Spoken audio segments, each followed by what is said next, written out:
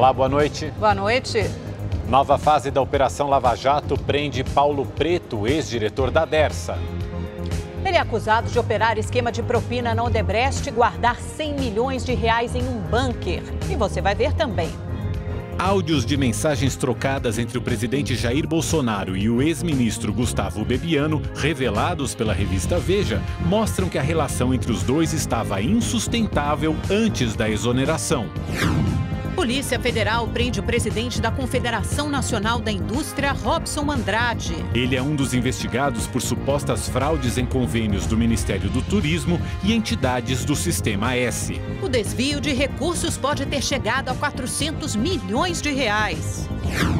Ministro da Justiça Sérgio Moro entrega ao Congresso Nacional o pacote de medidas de combate à criminalidade e à corrupção. Mas parte do projeto que torna crime o Caixa 2 corre o risco de ser engavetado. Funcionários da Vale prestam novo depoimento à Polícia Civil sobre a tragédia em Brumadinho. E a empresa alemã TÜV Süd, que avaliou a segurança da barragem antes do rompimento, anuncia que vai paralisar e revisar o sistema de avaliação das estruturas. Essas e outras notícias você acompanha agora no Rede TV News.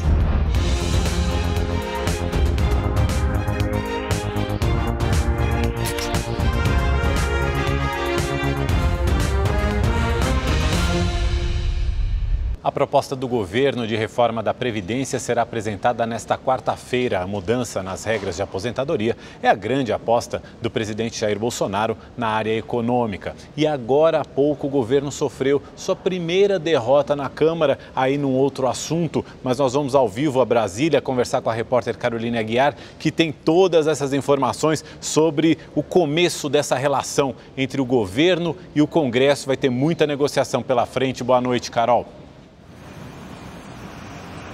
Boa noite, Mauro. Boa noite, Amanda. Bom, abre-se aí um período de extensa negociação, sem dúvida nenhuma. Mas eu me arriscaria a dizer que a entrega da proposta da reforma da Previdência é o momento mais esperado desse governo desde a posse. E para mostrar a importância dessa proposta de reforma da Previdência, o presidente Jair Bolsonaro vai pessoalmente ao Congresso entregá-la nas mãos do presidente da Câmara, Rodrigo Maia. É na Câmara que começa a tramitação desse texto. E o presidente Jair Bolsonaro já convocou todos os ministros para participar dessa cerimônia, para mostrar coesão e demonstrar o quanto para o governo essa proposta é importante.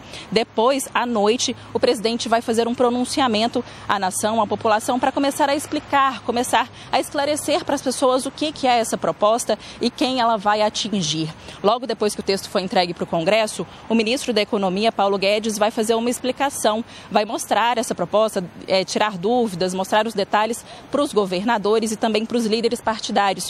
E essa explicação é muito importante porque os governadores e os líderes vão ser, digamos, os principais mensageiros dessa proposta da Previdência, vão ser atores muito importantes nessa votação, que não é uma votação nada fácil, né? Na Câmara são necessários 308 votos em 2 turnos, no Senado também são necessárias 2 votações, então aí é uma tramitação bastante complexa e bastante até complicada, né? Mas o governo já vem trabalhando aí para se organizar, para organizar a base para esse momento tão importante. Só que hoje o governo já teve um primeiro alerta enviado pela Câmara. Os deputados aprovaram, foi a primeira derrota do governo no Congresso, os deputados aprovaram um projeto de decreto legislativo que suspende um decreto presidencial. Esse decreto do presidente aumentava a quantidade de servidores que podem decretar sigilo sobre documentos do governo. Esse sigilo pode chegar até 25 anos. Antes, apenas funcionários do alto escalão, ministros, poderiam tomar essa decisão do sigilo de documentos. Mas com esse decreto presidencial, a gama de servidores que pode tomar essa decisão aumentou bastante. Então a Câmara veio e aprovou esse projeto de lei para suspender essa decisão do governo. Mas para valer o decreto legislativo, essa proposta ainda tem que passar pelo Senado. O porta-voz da presidência, Otávio Rego Barros, falou que não considera uma proposta, mas sim uma mensagem dos parlamentares de que eles querem falar mais, discutir mais esse tema. Caroline Aguiar, ao vivo de Brasília para o Rede TV News. A derrota do governo hoje mostrou claramente a desarticulação e desorganização da base aliada às vésperas do envio da reforma da Previdência ao Congresso.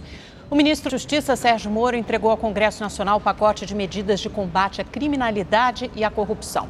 A proposta foi fatiada em 3 projetos de lei. Um deles, que torna crime o Caixa 2, corre o risco de ser engavetado. Pela manhã, o texto que já havia sido apresentado no início do mês foi assinado pelo presidente Jair Bolsonaro. No início da tarde, o ministro da Justiça, Sérgio Moro, foi ao Congresso acompanhado de outros 6 ministros para entregar a proposta ao presidente da Câmara, Rodrigo Maia. Entre as modificações propostas estão a criminalização do Caixa 2, o cumprimento imediato de penas após condenação em segunda instância, a criação de 3 bancos nacionais de dados, genéticos, balísticos e de impressões digitais, a criação do chamado informante do bem para incentivar que as pessoas denunciem crimes de corrupção e a legítima defesa ampliada para quando o policial, em conflito armado, ferir ou matar alguém para defender terceiros. As propostas de mudanças em 14 leis foram divididas em 3 projetos. Um para alterar o Código de Processo Penal, o outro com foco em corrupção e crime organizado e o terceiro para criminalizar o Caixa 2. O último foi colocado separado a pedido dos próprios parlamentares. De um lado, justifica-se que o objetivo seria aprovar a criminalização do Caixa 2 mais rapidamente, mas nos bastidores o que se fala é que o real intuito é engavetar a proposta. Tanto o ministro da Justiça quanto o presidente da Câmara reafirmaram a intenção de criminalizar o Caixa 2, independentemente do formato do projeto. Para mim, tanto faz o Caixa 2, a gente já votou em 2016, é um assunto que pode ser votado a qualquer momento. Esse assunto não é problema. A ideia inicial era apresentar um projeto único. No entanto, na evolução do estudo sobre o projeto, foi constatada a necessidade de apresentar parte dele por projeto de lei complementar. Então, uma parte foi separada e foi resolvido apresentar um projeto em separado da criminalização do Caixa 2. Não há prazo para a tramitação das propostas. O presidente da Câmara decidirá se elas passarão pelas comissões permanentes ou se haverá uma comissão especial para discutir as mudanças, o que poderia acelerar a votação. Depois da Câmara, os textos ainda têm que passar pelo Senado. Como a reforma da Previdência deve chegar ao Congresso amanhã, a análise do pacote anticriminalidade deve ficar em segundo plano, para não prejudicar a discussão das mudanças na aposentadoria. Você se lembra que ontem o ministro da Secretaria-Geral da Presidência, Gustavo Bebiano, foi demitido pelo presidente Jair Bolsonaro. Pois bem, áudios divulgados pela revista Veja de mensagens trocadas entre Bolsonaro e Bebiano demonstram que a relação entre os dois já havia se tornado insustentável. Os áudios foram divulgados pelo site da revista Veja um dia após o presidente Jair Bolsonaro demitir Gustavo Bebiano do cargo de ministro da Secretaria-Geral da Presidência. Bebiano era o presidente do PSL, partido de Bolsonaro, durante as eleições do ano passado. A legenda é acusada de ter repassado dinheiro público para candidatos laranjas.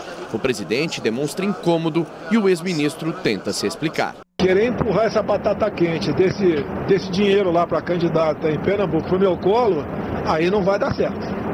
Aí é desonestidade e falta de caráter. Então a Polícia Federal vai entrar no circuito, já entrou no circuito, para apurar a verdade. Tudo bem, vamos ver daí quem deve paga, tá certo? Eu sei que você é dessa linha minha aí. Se o Bivar escolher o candidato a laranja, é um problema dele, político. E é um problema legal dela explicar o que ela fez com o dinheiro. Da minha parte, eu só repassei o dinheiro que me foi solicitado por escrito, eu tenho tudo registrado por escrito. Então é ótimo que a Polícia Federal esteja, é ótimo que investigue, é ótimo que apure, é ótimo que puna os responsáveis. Eu não tenho nada a ver com isso. Segundo a revista, os áudios comprovariam que Gustavo Bebiano teria mantido contato com o presidente no último dia 12 de fevereiro. À época, Bolsonaro ainda estava internado em São Paulo e a conversa entre os dois foi negada por Carlos Bolsonaro, filho do presidente. O tema foi tratado nas mensagens. Capitão, há várias formas de se falar. Nós trocamos mensagens ontem 3 vezes ao longo do dia, capitão. Gustavo, que usou do WhatsApp, né, para falar 3 vezes comigo, aí é demais da tua parte. Aí é demais e eu não vou mais responder a você. Segundo o porta-voz da presidência, o presidente Jair Bolsonaro considera o assunto explicado no vídeo divulgado ontem. A assessoria de Luciano Bivar disse que ele está estupefato e só pode acreditar essas declarações ao desespero do ex-ministro Bebiano. Quanto à saída do Planalto, diz que só Bebiano sabe os verdadeiros motivos e só ele deve dizer. E você vai ver a seguir: Polícia Federal prende o presidente da CNI, a Confederação Nacional da Indústria. O Rede TV News volta já já. Polícia Federal prendeu o presidente da CNI, a Confederação Nacional da Indústria, Robson Andrade. Ele é um dos investigados por supostas fraudes em convênios do Ministério do Turismo e entidades do Sistema S. O desvio pode ter chegado a 400 milhões de reais. O presidente da Confederação Nacional da Indústria, Robson Andrade, foi preso em Brasília e levado à Superintendência da Polícia Federal. A prisão é temporária, inicialmente válida por 5 dias. Além de Robson, foram presos os presidentes das federações das indústrias de Pernambuco, Alagoas e Paraíba. Todos são investigados na Operação Fantoche da Polícia Federal. Eles são suspeitos de integrarem um esquema de desvio de recursos de convênios do Ministério do Turismo e do Serviço Social da Indústria, o SESI, que é administrado pela CNI. Segundo a PF, empresas de fachadas eram contratadas para executarem serviços superfaturados. Apenas uma parte dos recursos eram gastos com os eventos em si. O restante era desviado. As investigações começaram por Pernambuco. O grupo seria comandado por uma única família que atuaria desde 2002. Estima-se que cerca de 400 milhões de reais tenham sido desviados. Vendo que empresas não existiam, né, e recebiam milhões de reais, que pessoas com um padrão de vida muito baixo, recebendo milhões de reais, sacando esse dinheiro em espécie. Então a gente começou a perceber que é uma tipologia muito clara de desvio de recursos. Ao todo, 213 policiais federais e 8 auditores do Tribunal de Contas da União cumpriram mandados de busca e apreensão e de prisão temporária nos estados de Pernambuco, Minas Gerais, São Paulo, Paraíba, Mato Grosso do Sul, Alagoas e no Distrito Federal. O nome Fantoche faz referência a festival de bonecos organizado pelo SESI. Em nota, a Confederação Nacional da Indústria diz que o presidente Robson Andrade está prestando todos os esclarecimentos à polícia e acredita que em breve tudo estará solucionado. O Ministério do Turismo diz que desde 2012 não celebra nenhum convênio com entidade privada, apenas com órgãos públicos e que está totalmente à disposição para colaborar com as investigações. O ex-diretor da Dersa e operador financeiro do PSDB, Paulo Preto, teria guardado cerca de 100 milhões de reais em 2 apartamentos da capital paulista. Essa foi uma outra operação de hoje, né? Ele foi preso em mais uma fase da Lava Jato, que investiga um esquema de pagamento de propina pela Odebrecht a políticos. O repórter Ed Polo está em frente à Polícia Federal em São Paulo e tem mais informações. Oi, Ed, boa noite.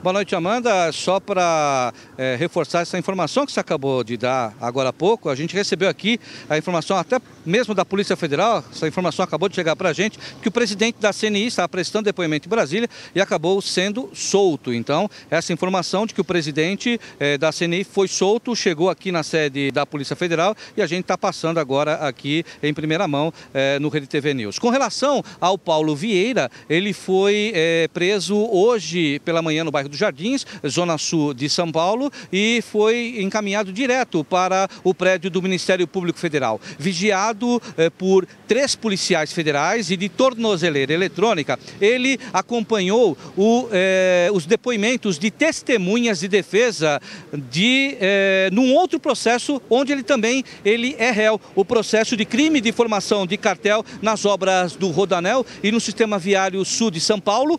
Ele está acompanhou hoje esse processo, depois que ele passou a tarde inteira no Ministério Público Federal, foi levado para o Instituto Médico Legal, o IML, fez exames de corpo de delito e seguiu diretamente aqui para a carceragem da Polícia Federal, da Superintendência da Polícia Federal na Zona Oeste de São Paulo. Chegou por aqui às 16h40 pontualmente e seguiu direto para a carceragem. O detalhe, Amanda e Mauro, é que Paulo Vieira deveria ficar aqui até a próxima sexta-feira. Isso estava no despacho da juíza, a doutora Gabriela Hurt, que é a juíza da Lava Jato lá em Curitiba. Ela pediu para que ele fosse encaminhado imediatamente para a capital do Paraná, só que a juíza do Ministério Público, aqui onde ele presta também depoimento desse crime de formação de cartel do Rodoanel, aqui em São Paulo, pediu para que ele ficasse até a próxima semana, já que ele tem depoimento, ou seja, até o próximo dia 27. Esse impasse ainda não foi decidido, pedido, a juíza do Paraná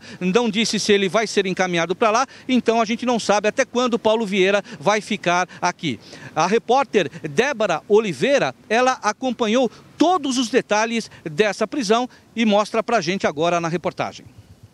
A operação foi deflagrada com base em depoimentos de doleiros e funcionários da Odebrecht em fases anteriores da Lava Jato, envolvendo um esquema de transações conjuntas no Brasil e no exterior. Houve movimentação do senhor Paulo Preto no sentido de esvaziar as suas 4 contas na Suíça, a intenção do investigado de resguardar o seu patrimônio, que, segundo tudo indica, ilícito do alcance das autoridades brasileiras. Para os investigadores, Paulo Vieira de Souza, também conhecido como Paulo Preto, era a peça-chave na lavagem de milhões de reais em favor da Odebrecht. O dinheiro era repassado para um setor chamado de operações estruturadas da empreiteira. O esquema investigado teria ficado em operação entre os anos de 2010 e 2011 para o pagamento de campanhas eleitorais e também de propinas. De acordo com os investigadores, o operador financeiro do PMDB teria repassado 100 milhões de reais em espécie a Adir Assad, um dos operadores do esquema. Assad repassava esse dinheiro ao doleiro Álvaro Novis, que se encarregava de fazer os pagamentos a agentes públicos e políticos a mando da Odebrecht. Segundo o procurador, Paulo Preto ainda tinha cerca de 100 milhões de reais em espécie guardados em 2 endereços em São Paulo. O valor é o dobro do encontrado em 2017 no apartamento alugado em Salvador pelo ex-ministro do governo Temer, Gedel Vieira Lima. Assad revelou que não conseguiu buscar todos os valores por si, então mandou emissários buscarem dinheiro nesse endereço de Paulo Preto. E esses emissários falaram, olha, às vezes a gente ia buscar o dinheiro nesse apartamento, tinha um quarto só para guardar notas de dinheiro.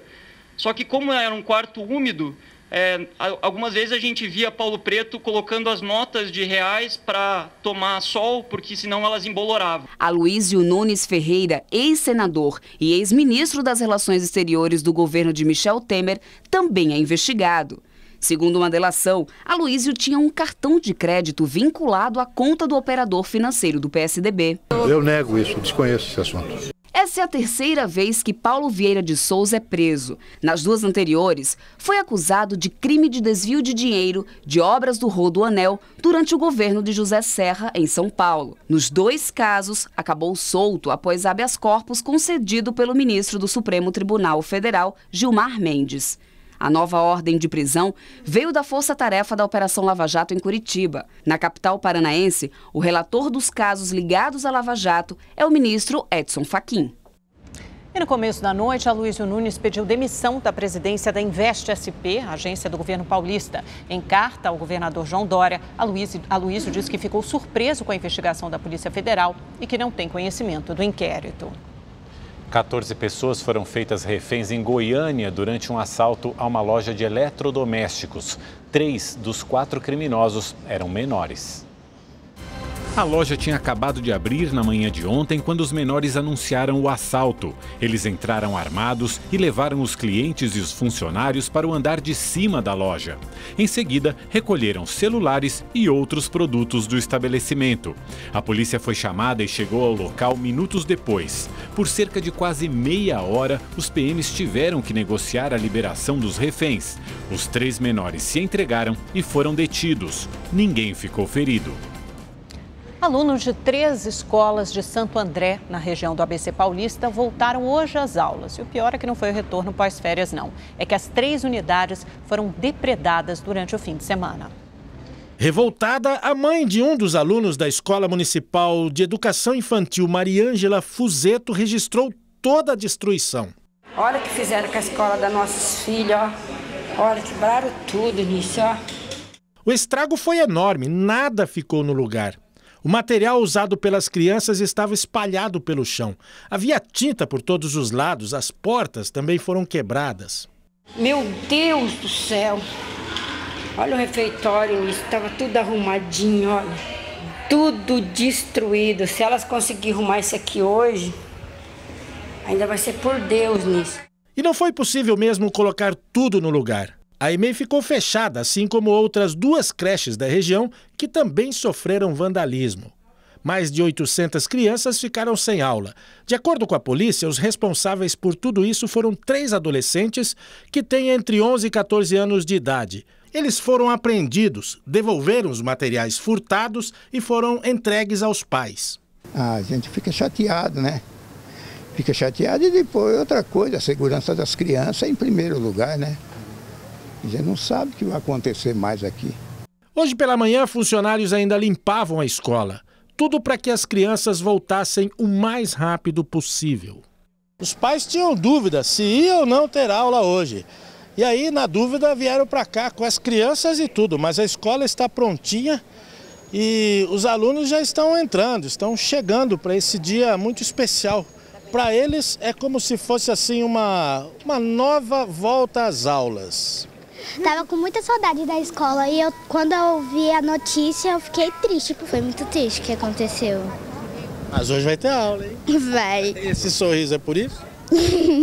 Para os pais também foi um alívio.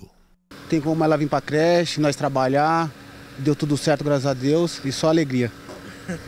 Em nota, a Prefeitura de Santo André informou que lançou ontem o projeto Escola Segura, que, entre outras medidas, prevê intensificar as rondas escolares e a instalação de sensores e câmeras de monitoramento em todas as unidades da rede municipal. A Polícia do Rio de Janeiro aguarda a avaliação psiquiátrica de Vinícius Serra, preso após agredir a paisagista Elaine Caparrós. Hoje, Elaine divulgou um vídeo gravado no hospital, onde ela segue internada. Ainda bem machucada, Elaine Caparrós se olhou no espelho pela primeira vez após sofrer a agressão. Tá tudo bem, logo eu tô numa boa. Amo vocês, fica com Deus.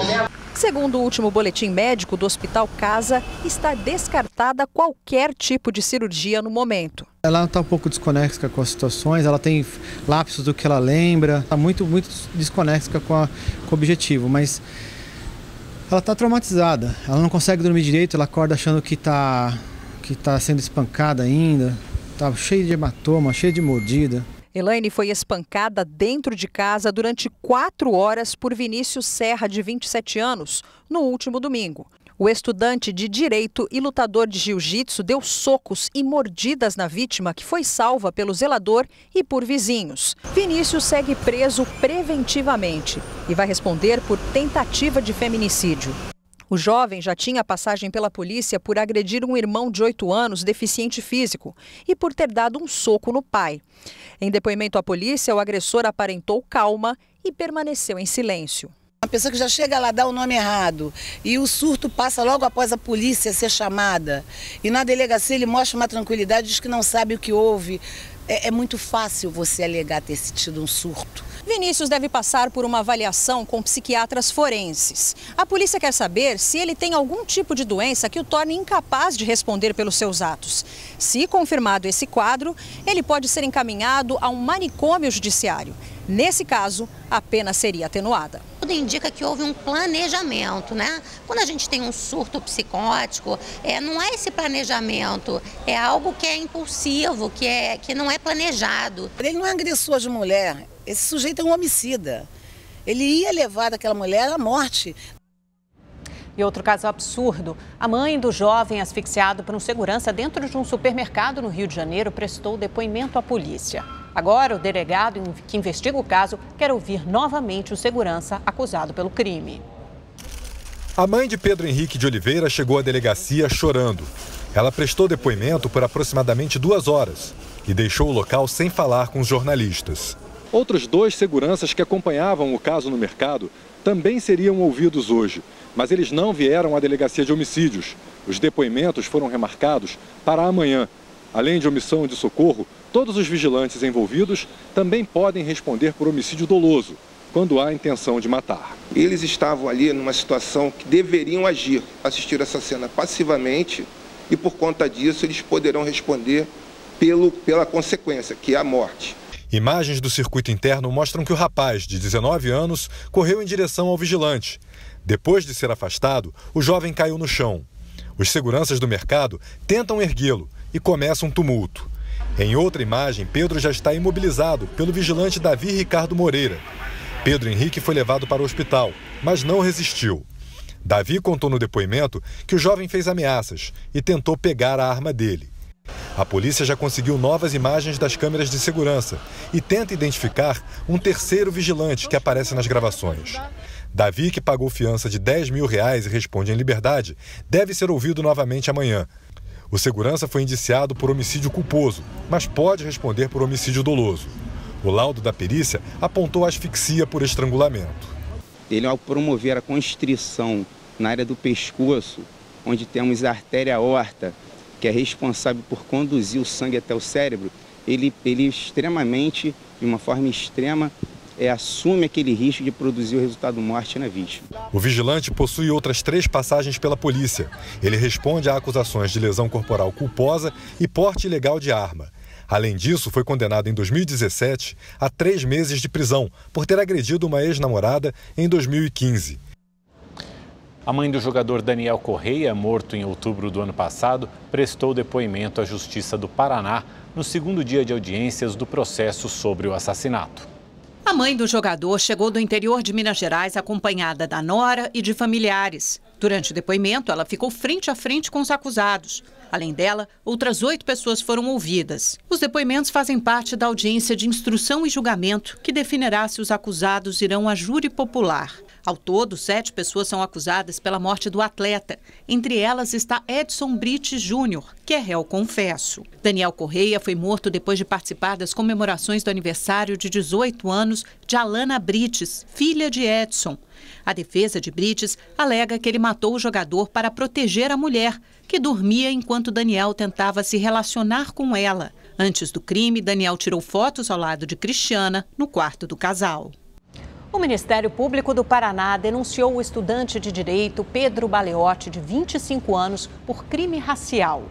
Pedro Baliotti foi investigado pelas polícias de São Paulo e do Paraná após divulgar um vídeo nas redes sociais quando ia votar no segundo turno das eleições presidenciais do ano passado em Londrina, no Paraná. Tá vendo essa negraiada? Vai morrer! Vai morrer! O estudante foi denunciado por racismo qualificado. Em um segundo vídeo, ele aparece com uma arma. Em outubro de 2018, a Universidade Mackenzie, onde ele cursava Direito, suspendeu Baliotti e em janeiro ele foi expulso. Pedro chegou a pedir desculpas na internet, mas também foi dispensado pela empresa onde estagiava. Todo começo de ano, os pais, como eu, se deparam com diversas questões quando o assunto é a volta às aulas. E uma delas, eu sempre falo para os meus filhos, é o excesso de peso nas mochilas.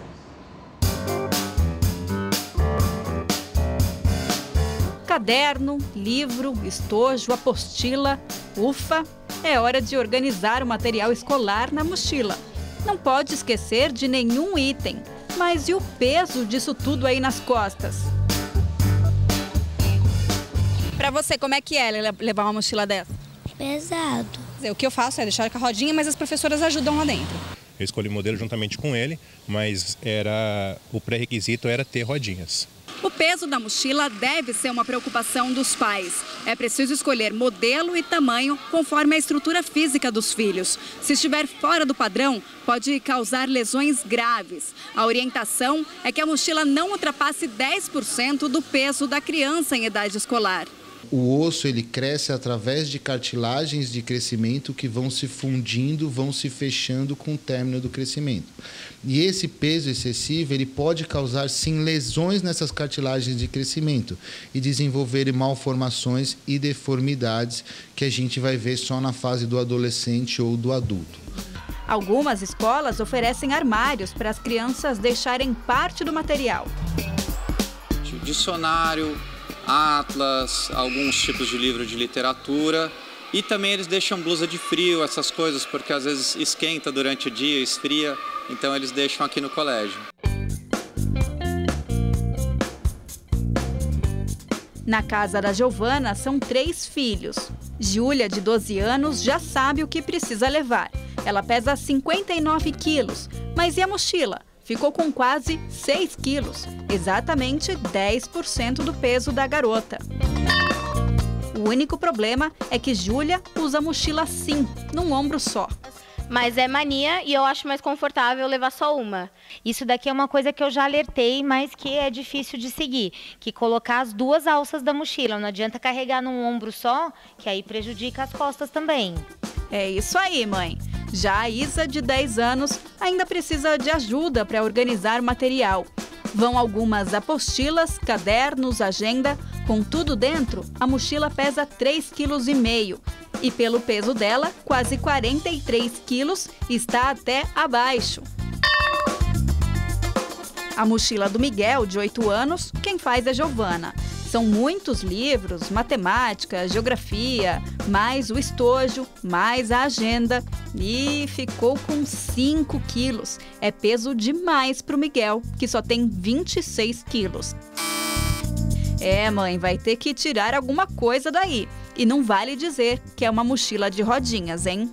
Eu acho que a de rodinha tem uma... Para ele é melhor, porque sobrecarrega menos, ele não precisa carregar o peso, ele vai só puxando e empurrando. Nunca ultrapassar 15% do peso. O ideal para carregar peso é utilizar aqueles dispositivos de mochila hoje que você tem, que são malinhas pequenas com alça que você carrega. Em Minas Gerais, os funcionários da Vale, presos na última sexta-feira, prestam depoimento à Polícia Civil. Eles são investigados por envolvimento na tragédia da barragem Mina Córrego do Feijão da Vale, em Brumadinho. Vamos conversar ao vivo em Belo Horizonte com o repórter Rodrigo Cabral, que acompanhou esses interrogatórios. Já terminaram, Cabral?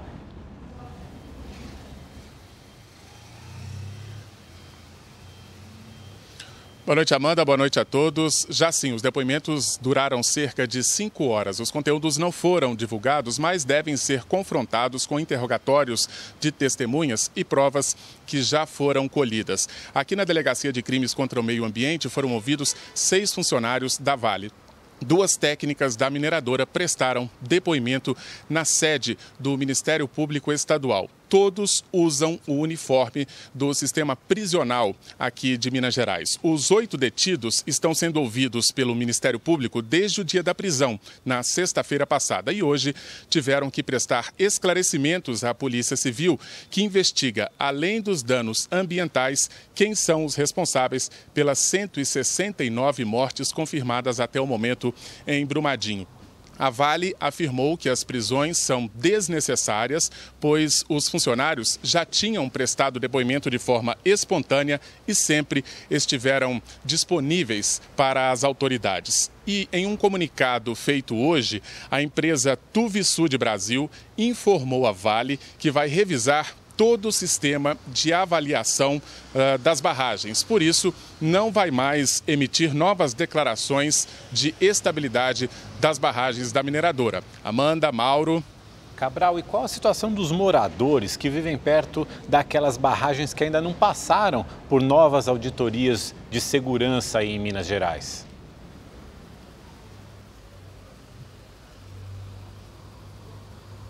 Pois é, Mauro, atualmente quase 900 pessoas estão vivendo longe de suas casas aqui em Minas Gerais por causa do risco de rompimento de outras 3 barragens de rejeitos de minério. São moradores das cidades de Barão de Cocais, Itatiaiuçu e Nova Lima que vivem com medo e sem saber o dia em que poderão voltar para casa. Veja na reportagem. Do distrito de Macacos, no município de Nova Lima, policiamento reforçado nas ruas para garantir a segurança nas centenas de casas que ficaram abandonadas após a retirada dos moradores. Eu não tenho mais nada, eu não tenho casa, estou sem trabalhar porque o meu emprego é aqui em Macacos, também está na área de risco, minha casa está na área de risco. Mas tem morador como a Débora que insiste em ficar.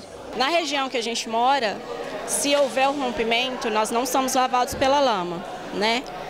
Mas a gente ficaria totalmente ilhado sem passagem. Quem vive fora da área de risco do distrito também está com a rotina mudada. As filhas do Leonardo, por exemplo, não puderam ir à escola. E o sogro dele perdeu sessões de fisioterapia que faz em Nova Lima por falta de transporte. É isso? O que está acontecendo? Está acontecendo que a partir do momento que eles acionaram a sirene, a gente não conseguiu chegar em casa, eu estava em Belo Horizonte. E até agora a gente não consegue obter muita resposta da parte da empresa. Destino turístico muito procurado, Nova Lima vive dias de incerteza. Donos de pousadas e restaurantes da cidade pedem socorro para não fechar. Desde sábado, o Gerson não atende um só cliente. Agora, se continuar a situação, eu não sei o que vai ser de nós aqui não. Os principais acessos continuam interditados. A Defesa Civil e a polícia pedem que apenas moradores circulem pela região. É um momento de que o município possa estar tendo essa atração turística. Então, o momento é que deixe esse momento passar, até que se ateste com certeza essa estabilidade dessa barragem. Aqui em Itaúna, na região central de Minas, a maior parte dos hóspedes deste hotel é da cidade de Itatiaia-Sul. São 131 pessoas de 37 famílias que tiveram que deixar suas casas por causa do risco de rompimento de uma barragem da mineradora ArcelorMittal. O plano de emergência foi acionado há 11 dias. Não deixa de ser um transtorno. Você tem que sair dessa casa assim por praticamente obrigado. A gente sente um pouco descontragido, mas no desenrolar das coisas aí, não estão esperando que venha caminhar para o lado do bem. A rotina do David, de 12 anos, mudou. Agora ele precisa madrugar para pegar o ônibus fretado que leva as crianças para a escola. Acordo umas 5h20 da manhã, tá um pouco difícil de acostumar. Com a barragem em risco, os moradores dificilmente vão voltar para casa. A tendência é que eles sejam encaminhados para imóveis alugados. As reuniões de negociação com a mineradora e o Ministério Público acontecem aqui mesmo no hotel. Mas o que mais chama a atenção é que, ao contrário das pessoas que estão na mesma situação das barragens da mineradora Vale, aqui não há reclamações. Dona Maria recebeu atendimento médico no quarto do hotel. Não é como na casa da gente, mas quanto a isso, quanto a assistência aqui no hotel, é muito bom. Os moradores são acompanhados por psicólogos e assistentes sociais. Quase 300 animais também recebem assistência. Os maiores são levados para uma fazenda. No hotel estão 8 cachorros e um coelho, que são cuidados por um pet shop da cidade. Desde o início, a gente buscou que essas famílias retornassem o mais rapidamente para dentro daquela rotina que fosse possível. Então, todos os adultos que trabalham estão se dirigindo ao trabalho, as crianças estão frequentando as escolas, aqueles que aqui estão no hotel estão fazendo 4 refeições por dia. Sinto muita vontade de voltar, só que tem que ter certeza de que tudo está certo para me voltar, entendeu? Eu não posso voltar na incerteza. Teve gente que passou por esse drama de ter que sair de casa também aqui em São Paulo. 2 prédios residenciais foram esvaziados hoje no bairro do Morumbi, na zona sul da cidade, por risco de desabamento. A Defesa Civil interditou os edifícios depois de constatar rachaduras. A repórter Caroline Rosito está lá e fala ao vivo para a gente qual a situação de momento. Boa noite, Carol.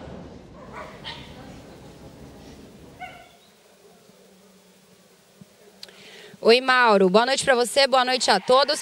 Segundo o Corpo de Bombeiros, eles foram acionados para fazer uma vistoria aqui nesse condomínio no Morumbi. E depois eles identificaram excesso de rachaduras e acabaram esvaziando 2 prédios de um condomínio aqui por volta das 3h30 da tarde. Isso aconteceu no início da tarde e só agora há pouco, alguns minutos, a Defesa Civil saiu para dar uma satisfação aí para os moradores e eles anunciaram que 2 prédios, 2 torres com cerca aí de 100 apartamentos, mais ou menos uns 300 moradores, não vão poder entrar em casa hoje, porque essas 2 torres vão ficar interditadas até um laudo de um engenheiro que deve sair aí só amanhã. Eu conversei com alguns moradores aqui que disseram que esse prédio foi construído em 2005 e desde 2006 ele já apresenta problemas de infiltração. Inclusive os moradores já abriram até um processo contra a construtora que está aí em andamento. Eles também disseram que ouviram fortes barulhos desde domingo, por isso eles acionaram a Defesa Civil hoje. E isso começou depois de uma obra que está acontecendo aqui ao lado. Agora esses moradores vão ficar aguardando, vão ter que procurar casas de parentes, de amigos, até esse laudo que deve sair amanhã. Só para a gente também complementar, a Defesa Civil liberou apenas moradores subirem para pegar animaizinhos e pessoas que precisam pegar remédios. Só essas pessoas peguem os animaizinhos, os remédios e vão descer.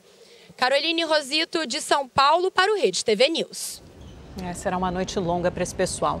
A montadora Ford anunciou hoje que vai fechar neste ano ainda a fábrica de São Bernardo do Campo, na Grande São Paulo, e parar de vender caminhões na América do Sul. Com isso, os veículos Fiesta e das linhas Cargo, F400 e F350 só serão vendidos até terminarem os estoques. Segundo o comunicado da Ford, a decisão é um importante marco no retorno à lucratividade sustentável de suas operações na América do Sul e foi tomada após meses de buscas por alternativas. E vamos saber da previsão do tempo. A Gabriela de França já está aqui e conta tudo pra gente. Boa noite, Gabi. Mesmo. Boa noite para vocês, ótima noite para você aí de casa. Olha, a chuva não tem dado trégua aí em várias cidades, né, do norte do Brasil. O Amapá recebeu muita chuva nas últimas horas. Esse morador da capital Macapá, olha só, precisou usar um caiaque para se locomover nessa rua que ficou completamente alagada. No Pará, mais chuva, moradores de Santarém conseguiram flagrar e antes do temporal a formação de uma tromba d'água. Agora em Rondônia a situação é bem preocupante por conta aí do excesso de chuva. O rio Madeira aí passou de 22 metros de profundidade, está em alerta. Alguns pontos da cidade a água já transbordou, invadiu ruas, casas e alguns moradores precisaram sair, olha, de suas casas. E olha, gente, é muito preocupante a situação porque tem previsão aí de mais chuva para os próximos dias em Porto Velho, Belém, Macapá. Chuva forte que vem a qualquer hora desta quarta-feira, acompanhada de raios, ventania, o tempo fica bastante fechado. No restante do Brasil ainda tem previsão de chuva, ela continua caindo em praticamente todo o país, mas é o sol que vai predominar na maior parte do dia. Só não vai chover, o tempo fica seco, firme, ensolarado na maior parte do Rio Grande do Sul, em boa parte do nordeste do Brasil, embora ainda tenha muita chuva para cair no Ceará, Piauí e Maranhão. Tempo firme, seco, aí sem chuva também em Roraima. Então vamos lá para a capital, Boa Vista, onde a quarta-feira promete ser aí mais um dia de muito sol, calor, a temperatura chega aos 35 graus, bastante quente. Do norte do Brasil, a gente vai para o Rio de Janeiro, na capital fluminense, o sol predomina durante toda a quarta-feira, brilha intenso aí, a chance de chuva é muito pequena e a máxima é de 33 graus. E o clima é bem parecido lá no sul do Brasil, em Porto Alegre, nada de chuva, muito sol e temperatura entre 23 e 33 graus. Agora em Vitória, lá no Espírito Santo, embora a temperatura chegue aí aos 35 graus, tem previsão de bastante chuva aí a qualquer hora do dia. Muita chuva também em Belo Horizonte e São Luís, as duas capitais com máxima de 30 graus e na capital paulista máxima de 27 graus e vai ser como hoje, viu? Bastante sol, tempo aberto e chuva a partir da tarde. E para encerrar, gente, hoje é noite de superlua, quando ela fica aí mais perto do nosso planeta, vai estar mais brilhante e maior também, isso segundo a NASA. A gente já teve uma superlua no começo do ano, vamos ter outra em março, mas como a gente está na fase da lua cheia, ela vai estar mais intensa e brilhante, então corre lá para dar uma olhadinha no céu depois do Rede TV News. Vamos ficar de olho. Obrigada, Tchau, Gabi. gente. Boa noite. Morreu hoje o estilista Karl Lagerfeld, um dos maiores nomes da moda internacional. Ele era diretor criativo da grife francesa Chanel. Quem mostra é o correspondente Luciano Júnior. Karl Lagerfeld foi internado ontem às pressas em um hospital de Paris e morreu hoje no início da tarde. Ele já sofria com problemas de saúde há um mês. A causa da morte ainda não foi anunciada. O estilista tinha 85 anos, mas odiava falar da idade. Nascido na Alemanha, se mudou com a mãe no início dos anos 50 para Paris, onde construiu a carreira. O primeiro emprego foi de assistente do costureiro Pierre Balmain. Foi o ponto de partida para a fama internacional. Como estilista, trabalhou para as grandes casas de alta costura até chegar à Maison Chanel em 83, de onde não saiu mais. Era o diretor de criação para as coleções e também acessórios. Polêmico, estiloso, tinha opiniões fortes que muitas vezes agitavam o mundo fashion. O alemão também fez sucesso no mundo da fotografia. Little Black Jack, uma de suas mais famosas exposições, passou por São Paulo em 2013. Aliás, Karl gostava do Brasil e era amigo de Gisele Bündchen. A última grande aparição pública do estilista alemão foi aqui em Champs-Élysées em dezembro do ano passado. Coube a ele criar e inaugurar as luzes de Natal da mais famosa avenida da cidade. O resultado foi um projeto arrojado que ganhou a aprovação tanto dos turistas como dos parisienses. O tom vermelho predominante, até então nunca utilizado na decoração das árvores, deixou a rua ícone de Paris ainda mais bonita. Pelas redes sociais, Amigos famosos como Victoria Beckham, Donatella Versace e Lewis Hamilton também prestaram homenagens. Mesmo com a idade avançada, Karl Lagerfeld não abria mão do trabalho e tinha uma boa resposta sobre o tema inspiração. A vida sempre segue adiante. Lembre-se de agora, esqueça o passado. De Paris, Luciano Júnior para o Rede TV News. O ministro da Defesa da Venezuela afirmou que as Forças Armadas do país estão em alerta para uma invasão e voltou a declarar apoio a Nicolás Maduro. Vladimir Padrino afirmou que os militares seguem mobilizados e leais a Maduro. O ministro ainda chamou o presidente americano Donald Trump de arrogante por ameaçar as Forças Armadas da Venezuela. Traidores nunca. Segundo Trump, os militares que continuarem apoiando o chavista perderão tudo. You will lose everything. Pressionado para autorizar a entrada de ajuda humanitária no país, Maduro anunciou a chegada de 300 toneladas de alimentos e remédios vindos da Rússia. Já o líder da oposição, Juan Guaidó, afirmou que países europeus enviarão 18 milhões de dólares e 70 toneladas de mantimentos ao país. A decisão do presidente dos Estados Unidos de declarar emergência nacional para construir o famoso muro na fronteira com o México foi parar nos tribunais. 16 estados americanos decidiram entrar na justiça contra a medida de Donald Trump. A coalizão de estados controlados majoritariamente por democratas abriu a ação alegando que o presidente americano age contra a Constituição ao remanejar fundos federais para construir o muro. A ação foi protocolada em uma corte de São Francisco que já deu sentenças contrárias ao governo Trump. No Twitter, o republicano criticou a medida. Segundo ele, o projeto de trem-bala da Califórnia, que ainda não foi concluído, é mais caro do que o muro na fronteira com o México. Trump espera usar 8 bilhões de dólares para reforçar a segurança na fronteira com o México. Milhares de pessoas protestaram hoje na França contra o crescimento do antissemitismo no país. O primeiro-ministro Édouard Philippe e os ex-presidentes Nicolas Sarkozy e François Hollande participaram da manifestação em Paris. Os protestos são uma resposta aos recentes ataques contra judeus no país. Só no ano passado, o número de casos cresceu mais de 70%. O último desses ataques aconteceu hoje em um cemitério judaico. Cerca de 80 túmulos amanheceram pichados com suásticas. O presidente Emmanuel Macron visitou o local e chamou o ato de vergonhoso. E quem sabia muito bem como protestar e ser ouvido era Sócrates. O ídolo corintiano completaria hoje 65 anos de vida. O corintianismo virou religião. A nova campanha formalizada pelo marketing usa a palavra fiel como um símbolo de fé nos momentos mais difíceis.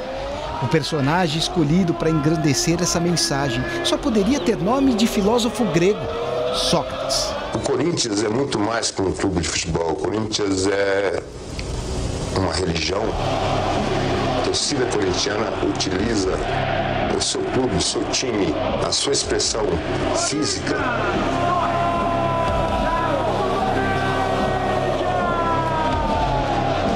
como forma de contestação de tudo aquilo que não lhe é dado de direito.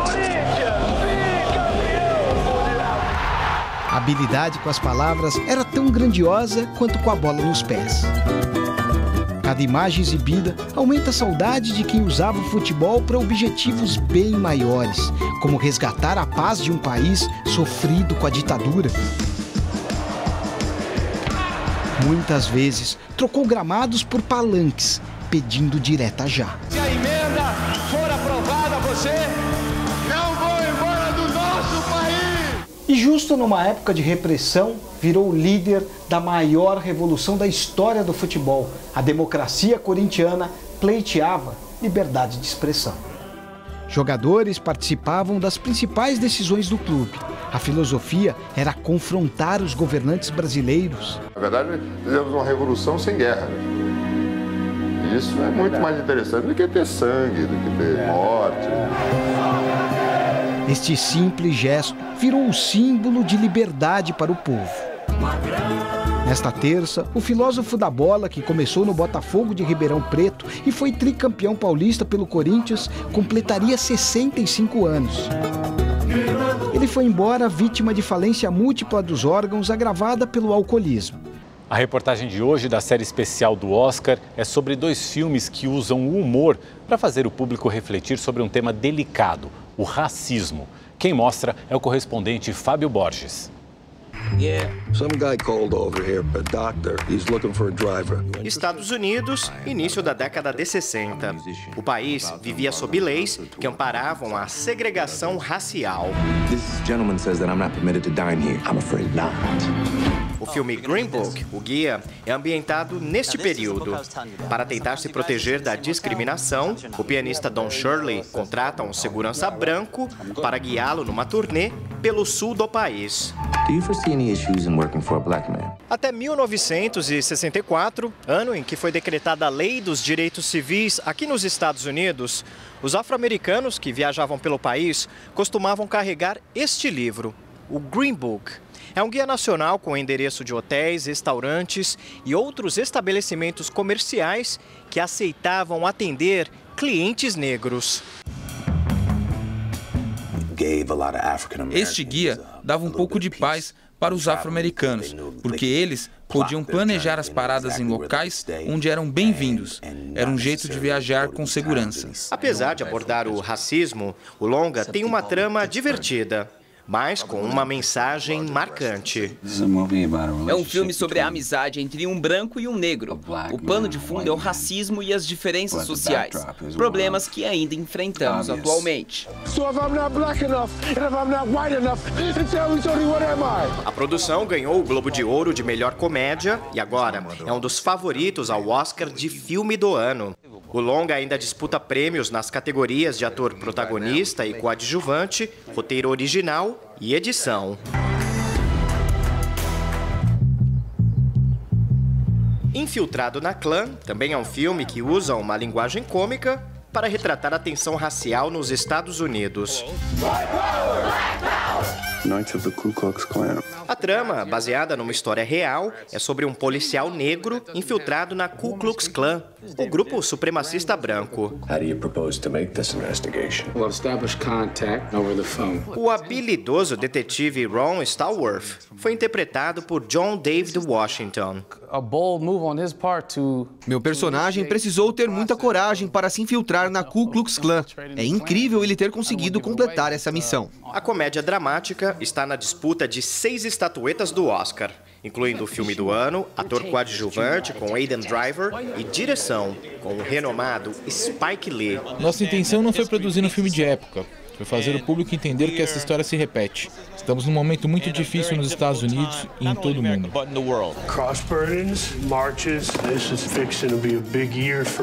Fábio Borges, de Hollywood, para o Rede TV News. How does he smile and shake their hands like that? Because it takes courage to change people's hearts. E o Rede TV News fica por aqui. Uma ótima noite para você. Boa noite. Tchau, tchau.